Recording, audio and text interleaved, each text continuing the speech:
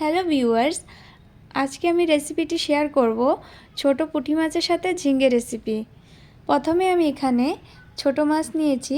দেখুন এখানে সব ধরনের মাছ আছে, পুঁটি, মোরলা, লেটা সব ধরনের আছে কিন্তু।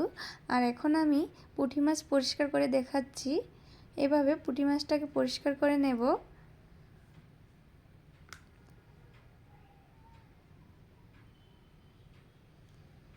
এভাবে পেট থেকে সব পরিষ্কার করে নেব।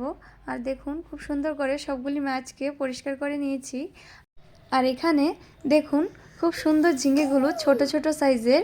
এটা হলো বর্ষাকালীন ঝিঙ্গে, যেটা সাধারণত গ্রীষ্মকালের ঝিঙ্গে থেকে একটু আলাদা। আর এটার খেতে কিন্তু স্বাদটাও আলাদা।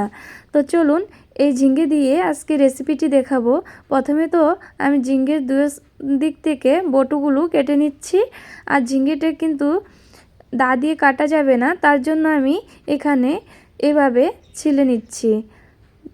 আর এই ঝিঙ্গাটা গ্রিন গ্রিন থাকলে খেতে খুব দারুণ লাগে, তার জন্য আমি এটা দিয়ে ছিলে নিচ্ছি।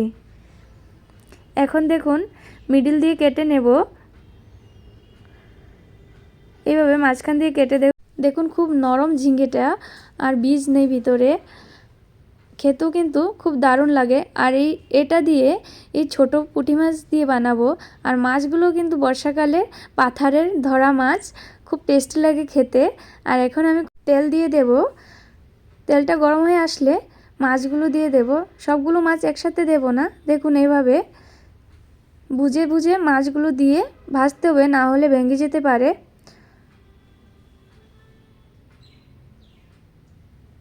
মাছটা ভাজা হয়ে গিয়েছে, এখন উঠিয়ে নেব। নুন হলুদ দিয়ে ভেজেছি।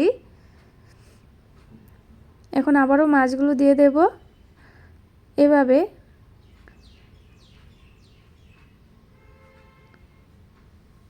ভেজে নিয়েছি, উঠিয়ে নেব। আর এখানে আমি গোটা জিরে ফোড়ন দিয়ে দিয়েছি, সাথে একটি কুচানো পেঁয়াজ দিয়ে দিয়েছি। পেঁয়াজটা ভাজা করে নেব।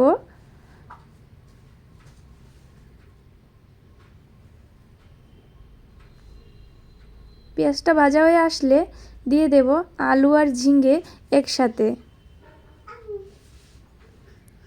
দিয়ে তেলের সাথে ভালো করে ভেজে নেব। এখন দিয়ে দেব নুন আর হলদি দিয়ে আবারও ভেজে নেব।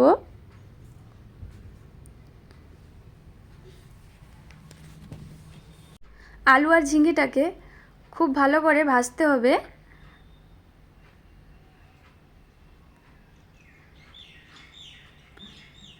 বেশ কিছুক্ষণ ভাজার পরে এখন আমি দিয়ে দেব জিরে গুঁড়ো,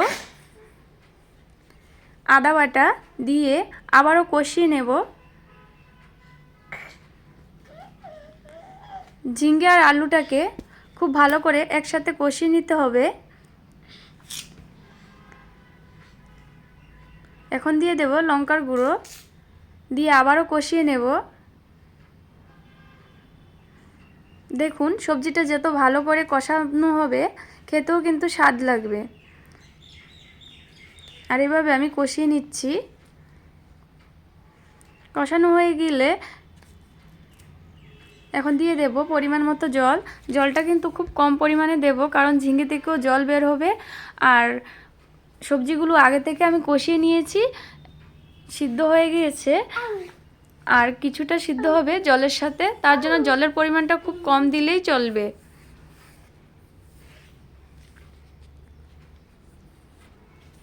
নাড়িয়ে চাড়িয়ে দেব।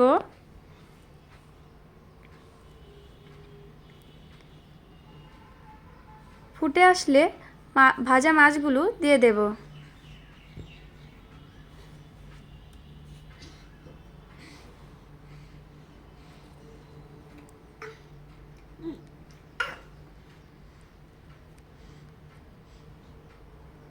এখন আমি ফুল স্টিম দিয়ে চিড়ে পাকা কাঁচা লঙ্কা দিয়ে দেব 3টি, দিয়ে ঢেকে দেব।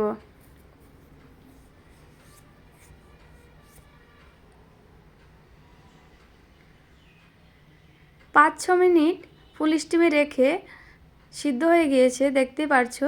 আর ঝিঙের কালারটা কিন্তু পুরো গ্রিন রয়েছে, দেখতে খুবই ভালো লাগে আর খেতেও কিন্তু খুব দারুণ লাগে। আর এবার একটু মাখো মাখো হয়ে যাবে।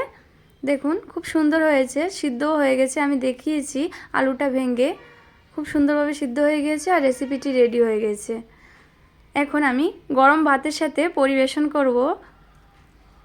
এখানে ছোট মাছ ভাজা করেছি পেঁয়াজ দিয়ে, আর এখানে ঝিঙ্গে আর পুঁটি মাছের সবজিটা, এখানে নিরামিষ সবজি আর আমের টক। প্লিজ লাইক করবেন।